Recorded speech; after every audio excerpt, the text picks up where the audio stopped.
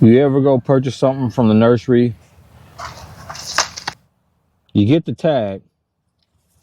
The tag says full sun. But what they don't tell you, the Texas full sun is a whole nother kind of sun. I feel like there should be a separate disclaimer.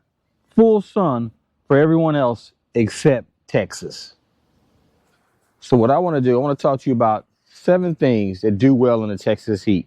These are the things that it's going to somewhat be able to deal with our humidity, but in particular deal with our extremely hot temperatures in about July to August. We really don't start cooling down to about late September. Although we are due for a cold spell, we're supposed to get down to 92 all this week. So that's our cold front. So first off, what I want to show you is something that you really wouldn't even think of when you consider 7 fruits and vegetables that thrive in the full sun. This is Turk's Cap. This is the first year Turk's Cap. It loves the heat. Try to take it easy on the watering. If you overwater it, it will die. This one I just put it in. Now, the reason why it's considered Turk's Cap, because these will produce these little bitty miniature apple berries that are quite edible. And you can make jam and jellies from them. Now, the second thing I want to introduce you to is my Roselle hibiscus. This is my 2nd year growing it. They absolutely love the heat. They thrive. They do well as long as you keep them nice and well watered. Although with one caveat, here, you might want to give them a little partial shade. So this one here is kind of set on the opposite side of my house where the sun sets. So the sun rises in the east, and this is on the west side. So it has a little bit of partial sun blockage from the side of the house here. Not a lot, just a little, just enough to give it partial shade. But as soon as the days get shorter and the temperature drops, it's going to start producing little cranberry roselles like crazy. And fun fact, these things are super easy to propagate. Just snip one, stick in the soil, snip it like right here, stick in the soil, and you can multiply this plant. This one, however, I don't know what happened to him.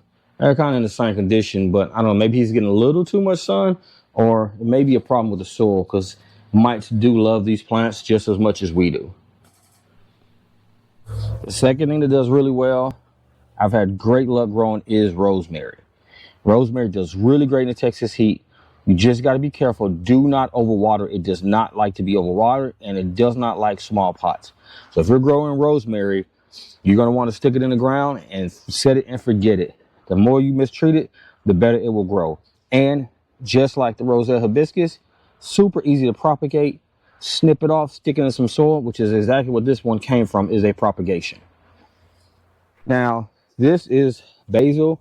Basil does extremely well in the heat. This is cinnamon basil. I have some sweet basil right here, which is a whole patch of basil right here. I love to plant it with my peppers and tomatoes, but this also does extremely well in the heat. There we go. So this is my 2nd year growing tomatillo. This does well in the heat. Just want to make sure you put a little layer of mulch so you have good water retention. This one here has been draining too much, so I'm gonna have to add some mulch so we can have a better water retention. I have not yet got any ground cherries out of it, which is a little different from last year, but this is my purple tomatillo. They also love the heat. This is now my 3rd year growing Malabar spinach. It is pretty much reseeds itself. As soon as it gets hot, it just starts to show up and show out.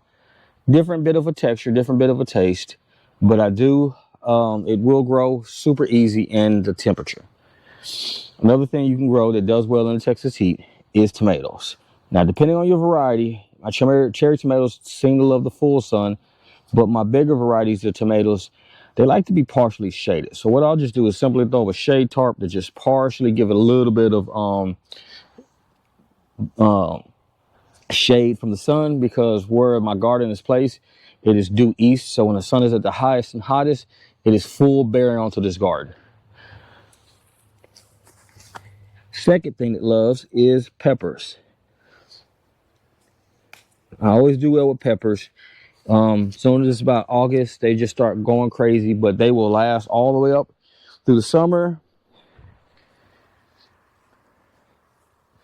And as we get a little bit cooler temperatures, they'll actually start producing a little bit better. So they will, depending on the pepper, they will produce in the summertime, but I feel like when the days get shorter, they start producing better.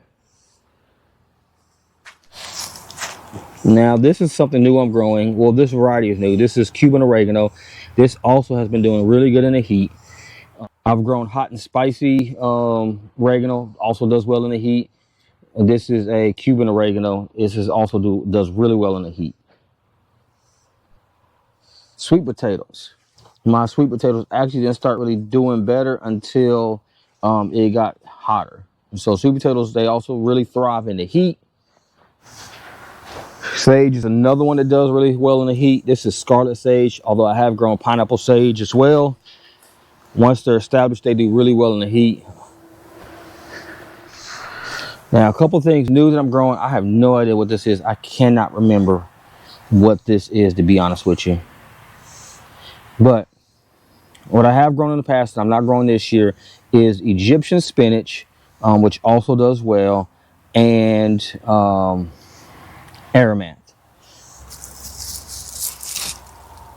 Amaranth does really well, red or green Amaranth.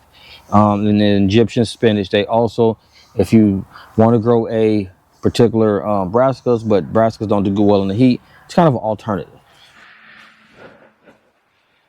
So pretty much those are all my secrets. That's how you basically beat the heat. You grow things that can tolerate the heat. Not everything can, some things can, some things can't.